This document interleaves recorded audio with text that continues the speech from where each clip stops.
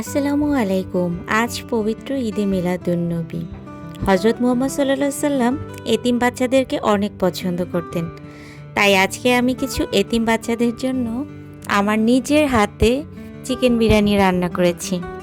তো সেটা কিভাবে কি করলাম, এতটুকু সময়ের মধ্যে সব কিছুই হচ্ছে একটু ভিডিও হালকা হালকা করে ক্লিপ নিয়েছি আপনাদের সাথে শেয়ার করার জন্য। তো সবাই কেমন আছেন, কী অবস্থা সবার?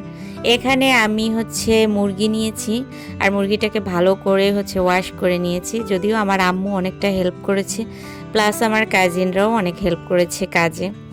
তো আগে চিকেনটাকে ভালো করে আমি ভেজে নিব। বাই দ্য ওয়ে একটা কথা বলে নিলাম ফাঁকে আর কি, সেটা আমি অনেক দিন ধরেই কিছু এতিম বাচ্চাদেরকে খাওয়াইতে চাইছিলাম, আসলে সময় হয় না।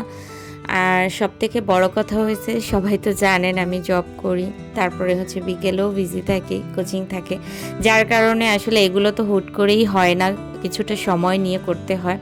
যদিও এইসব ব্যাপারে আমার আম্মু আমাকে অনেক হেল্প করছে, আর সে সবসময় আমাকে হেল্প করে। আমি প্রতি বছরই আমার তহবিল থেকে কিছু না কিছু আর কি চেষ্টা করি, প্রতি বছর না, মানে আমার যখন আমি সময় পাই, প্লাস যখন আমার কাছে টাকা পয়সা থাকে, তখন আমি এভাবেই এতিম বাচ্চাদের বা আশেপাশে যারা আছে তাদেরকে হেল্প করার চেষ্টা করি।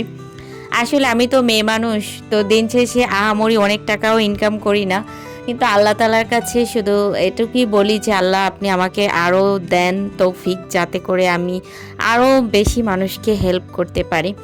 তো এখানে বেশি জনকে আমি দেই নাই, অল্প কয়েকজনকে আর কি খাওয়াইছি। তো সেটাই আমার কাছে মনে হয় যেন বড় প্রাপ্তি। আমার মনে হয় কলিজা ঠান্ডা হয়ে গেছে, আমার কাছে ভালো লাগছে। কারণ হজরত মুহাম্মদ সাল্লাল্লাহু আলাইহি সাল্লাম এতিম বাচ্চাদেরকেই বেশি পছন্দ করতেন, আর তাদেরকেই বেশি বেশি আদর করতে বলেছেন, খাওয়াতে বলেছেন। তাই তাদেরকে আসলে মূলত খাওয়াইয়া আমার খুব ভালো লাগছে। এরপরে আমি নিজেও একটু নিছি, আর এই প্লেটারটা আমার। বোম্বাই মরিচ দেখে তো অবশ্যই বুঝতে পারছেন যে এই প্লেটারটা আমার। আসলে আমি যা খাই না কেন আমার তার মধ্যে একটু বোম্বাই মরিচ লাগবে। যাই হোক, এরপরে কিছুটা পোলাও বেঁচে ছিল। আমি জগৎ বিখ্যাত রাঁধুনি, আমার কাছে কোনো জিনিস বেঁচে যাবে বা ফেলিয়ে দেবো তা হবে না। তো এখানে আমি একটু চিংড়ি মাছ নিয়েছিলাম, তারপরে চিকেন নিয়েছি, এরপর একটু ভেজিটেবল নিয়েছি। এটা দিয়েই আজকে সুন্দর করে একটা রান্না করে ফেলবো রাতের জন্য।